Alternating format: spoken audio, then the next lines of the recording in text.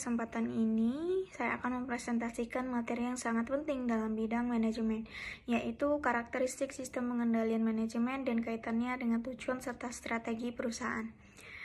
Mengapa materi ini penting? Karena dalam dunia bisnis modern, tidak cukup hanya memiliki strategi yang baik, perusahaan juga membutuhkan sistem yang mampu mengendalikan jalannya organisasi. Memastikan setiap aktivitas sesuai dengan tujuan yang telah ditetapkan. Tanpa sistem pengendalian, strategi hanya akan menjadi rencana di atas kertas.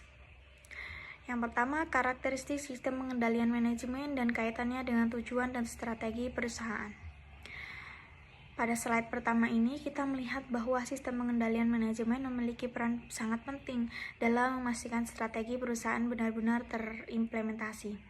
Tujuan utama sistem pengendalian adalah mengarahkan aktivitas organisasi agar selaras dengan visi misi perusahaan, memastikan bahwa sumber daya digunakan secara efisien dan efektif, mengukur apakah suatu strategi berhasil atau perlu diperbaiki.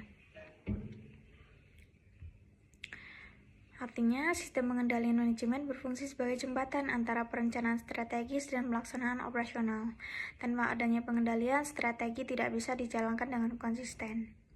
Selanjutnya, pengertian sistem pengendalian manajemen.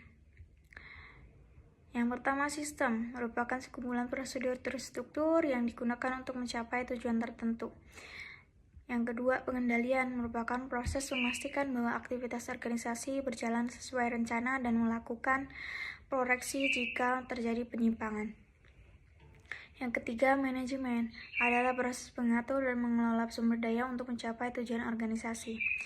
Jika ketiga konsep itu digabungkan, dapat disimpulkan sistem pengendalian manajemen adalah mekanisme yang digunakan manajemen untuk memastikan bahwa strategi dan tujuan organisasi dapat dicapai melalui proses pengawasan dan pengendalian yang terstruktur.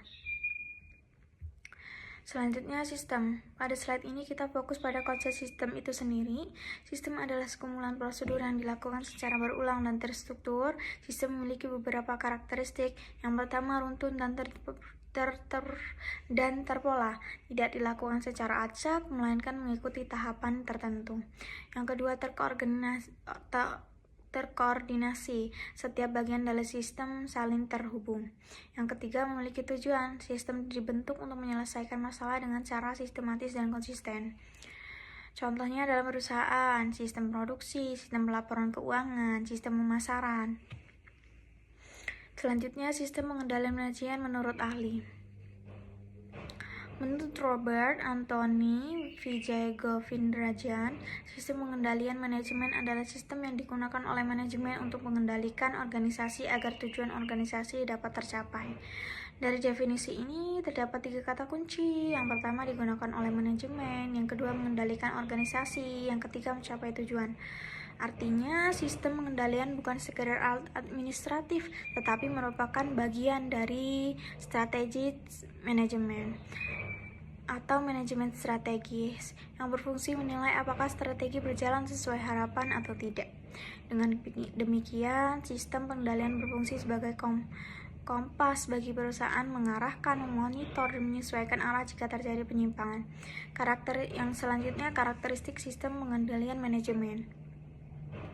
Yang pertama, komponen utama terdiri dari tujuan, standar kinerja. Yang kedua, fleksibilitas. Sistem harus mampu menyesuaikan diri dengan perubahan lingkungan bisnis. Yang ketiga, integrasi strategi dan operasional. Pengendalian tidak hanya dilakukan di tingkat manajemen puncak, tapi juga harus terhubung dengan kegiatan operasional sehari-hari. Fokus pada perilaku. Sistem pengendalian tidak hanya mengatur angka atau target, tetapi juga mempengaruhi perilaku karyawan agar termotivasi untuk mencapai tujuan perusahaan. Yang terakhir, pendekatan formal dan informal. Selanjutnya, sebagai penutup, sistem pengendalian manajemen adalah salah satu elemen terpenting dalam keberhasilan organisasi. Melalui sistem ini, strategi bukan hanya direncanakan, tetapi benar-benar diwujudkan dalam bentuk tindakan nyata dan terukur.